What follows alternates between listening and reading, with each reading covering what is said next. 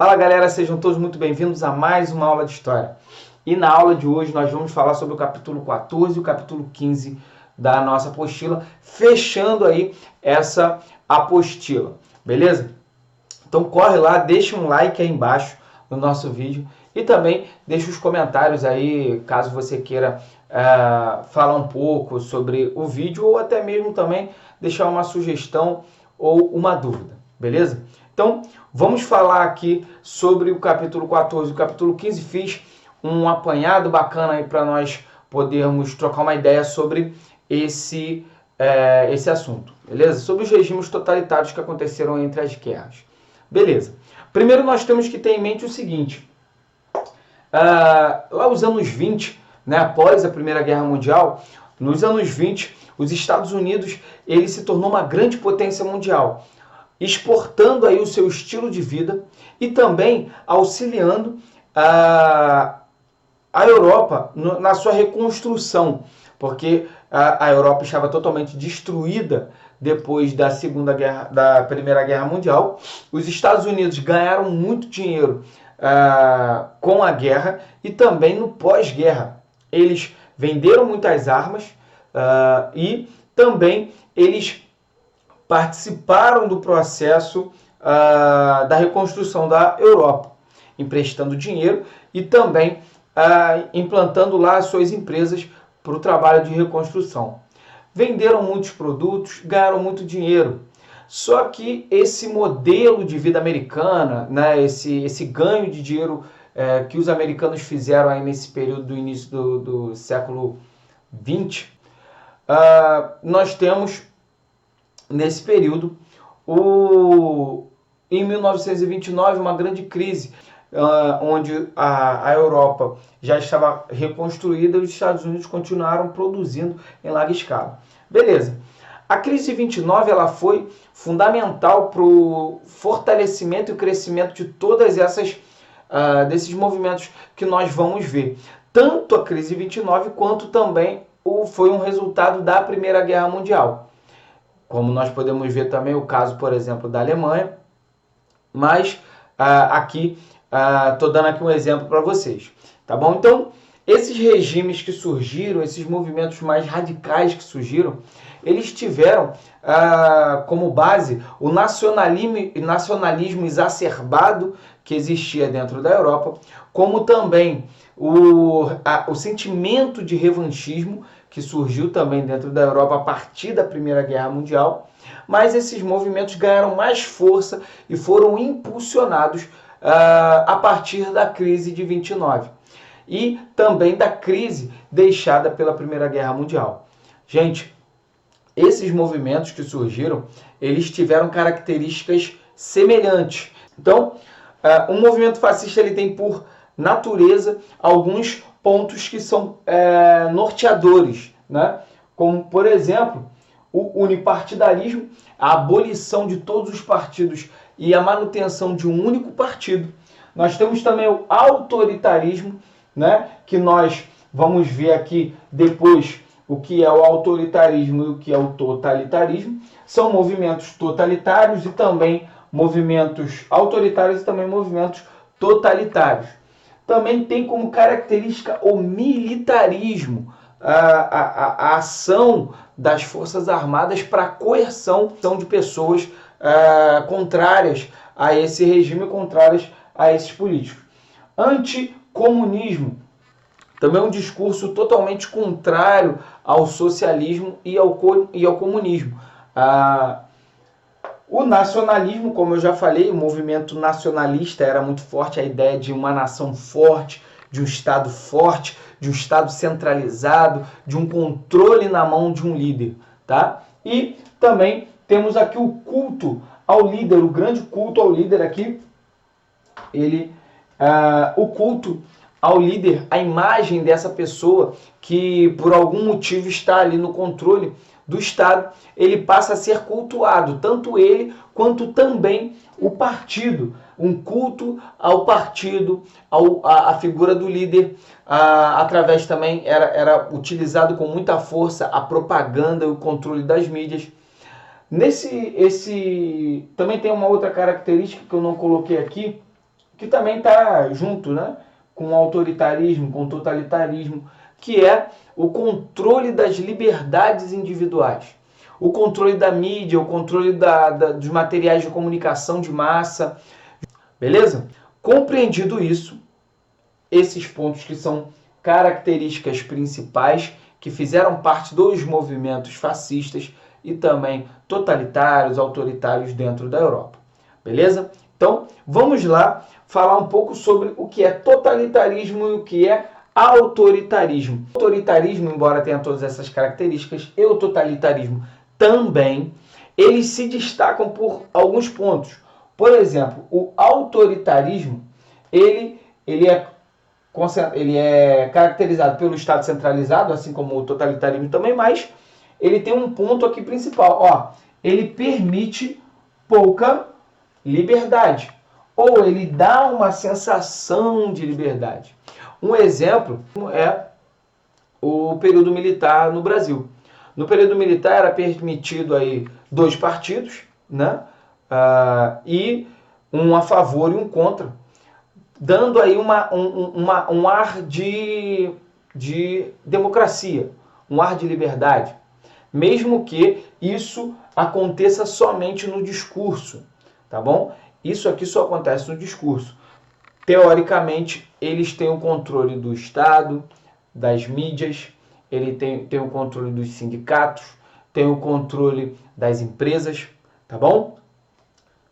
Já o totalitarismo, né, ele trabalha na questão do terror, né, que é bem diferente aí um pouco do autoritarismo. Ele trabalha muito na questão do terror, tratando a pessoa que é inimiga ou que é crítica ao governo um inimigo do Estado. No totalitarismo, a figura do líder e as decisões do líder se misturam às decisões do Estado. Então, uma vez que você é contra o líder, você automaticamente passa a ser contra o Estado. E uma outra questão também, que no totalitarismo há um controle do público e também do privado. Como que acontece isso, professor? Lá no livro da Hannah Arendt, eu não sei se é Hannah Arendt, acho que é Hannah Arendt. Ela é judia, é um livro muito interessante, muito bacana, que é bacana, é bom que vocês até leiam hoje, ou peguem aí, ele tem no YouTube, ele tem aqui no YouTube o audiobook, que é muito bacana, que vocês também quiserem ouvir, né? Fala muito sobre a vida dela, fugiu de um campo de concentração, e esse livro fala sobre, o nome do livro é As Origens do Totalitarismo. Esse livro ela fala nesse livro, né, que dá até um exemplo que é bom para vocês verem, que ela dá um exemplo aí de uma família que no totalitarismo, quando o casal, né, vai dormir, né, que é a questão do leito, quando o casal vai dormir, eles vão dormir, e quando um não consegue, quando eles trabalham para o partido, né, e eles não conseguem conversar entre si, um fica com medo de contar o que achou, o que viveu durante o dia para o outro, o Estado ele já interferiu, ele já entrou dentro da sua casa, entrou no ambiente privado. Quando as relações são afetadas, mesmo que o líder não esteja presente, mesmo que o Estado não esteja presente, mas as ações elas já corroeram o tecido social, já houve uma corrosão das relações sociais a partir do pensamento do terror implantado dentro das relações sociais. Então, no totalitarismo funciona dessa forma. Esses movimentos que surgiram, eles surgiram lá na Itália, né, com Benito Mussolini, que foi o primeiro movimento, nós chamamos de fascista, né? Foi o primeiro movimento autoritário, foi o primeiro movimento totalitário que aconteceu lá na Itália. Então, O Benito Mussolini, ele se concretiza no poder a partir de 1822, quando ele assume o poder como primeiro-ministro, mas o forte do seu poder foi a partir de 1925. Ele se consolida no poder. O partido dele, né, o Partido Fascista, né, também eram conhecidos como Camisas Negras, ele funda lá o Partido Fascista, apesar que ele também foi ele era do Partido Comunista Italiano, e ele resolveu fundar o Partido Fascista, né? Então, nós temos aí o fascismo na Itália. Depois nós temos também, além do fascismo na Itália, nós temos lá em Portugal o que nós chamamos de salazarismo, com Antônio de Oliveira Salazar. Ele assume a partir de um golpe militar em 1926, acontece um golpe militar, e depois ele também entra como militar, ele entrou primeiro como ministro da Economia, primeiro-ministro, e depois ele assume o controle lá em Portugal. Outra economia que também estava muito abalada pela questão econômica da crise de 29. Tá? Aproveitando esse momento, ele assume em 1926 como primeiro-ministro, como eu falei, e em 1932 ele é conduzido ao governo. Beleza? Em Portugal já estava estabelecida uma ditadura militar, tá? Já estava estabelecida uma ditadura militar, e ele entra depois nessa ditadura, onde ele implanta aí um Estado novo, implanta um novo modelo, um Estado totalmente personificado, né, na figura de Salazar, salazarismo. Na Alemanha nós temos Adolf Hitler, participou da Primeira Guerra Mundial, ele tentou dar um golpe, e ele tentou dar um golpe de Estado, não foi bem sucedido, foi preso, passou 5 meses na cadeia, 9 meses na cadeia, se não me engano. Depois ele escreveu um livro lá, o Mein Kampf, né, que era Minha Vida, Minha Luta.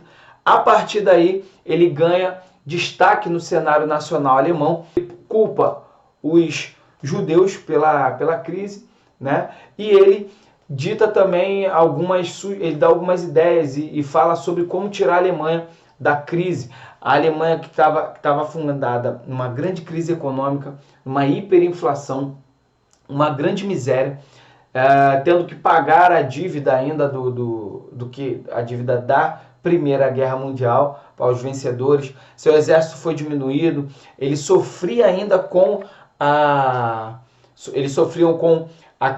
com o tratado aí de Versalhes, e mesmo assim Hitler ele conseguiu alcançar aí os níveis mais altos, justamente porque o povo alemão ainda sofria com aquela angústia e queriam aquela tal do revanchismo, né, que eu falei anteriormente.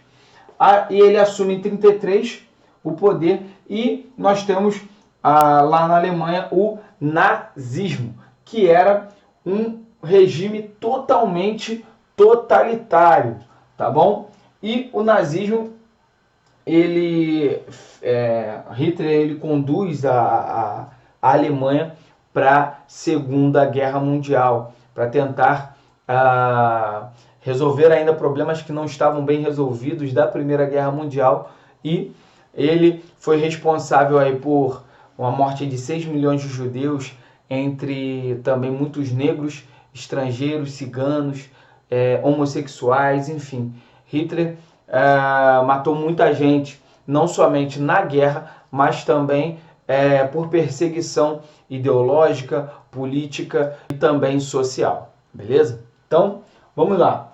Falando sobre a Espanha, ela... Aqui, eu botei até errado, né?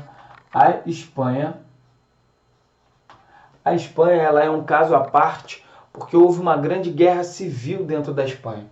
O general Francisco Franco, né, ele assume o poder em 1936 dentro da Espanha. O movimento ficou sendo conhecido como franquismo, mas a Espanha ela tem uma característica um pouquinho diferente, porque em meio a uma grande guerra civil entre os comunistas e também os fascistas. Entre esses movimentos, Francisco Franco teve como aliado o Mussolini na Itália e Hitler na Alemanha. E Hitler, ele fez um grande teste com os espanhóis na Guerra Civil Espanhola, testando aí a Luftwaffe, que era a sua aeronáutica, né, os seus aviões, e lançou vários bombardeiros sobre a Espanha. Nesses bombardeiros ele matou muita gente, muitos civis, não somente militares, mas muitos civis espanhóis. Além disso, também ele treinou essa força militar e ele mostrou ao mundo essa força militar durante essa guerra, durante essa guerra civil na Espanha, mas também ele treinou toda essa força militar da aeronáutica, dos aviões alemães durante essa guerra. Então é isso, galera. Nós já falamos sobre os movimentos totalitários. Vocês, espero ter de vocês. E caso tenham alguma dúvida, deixem aí nos comentários. E também deem um like aí, não esqueçam do like do nosso vídeo, beleza? Galera, uma saudade de vocês. Fiquem com Deus e até a próxima aula. Valeu!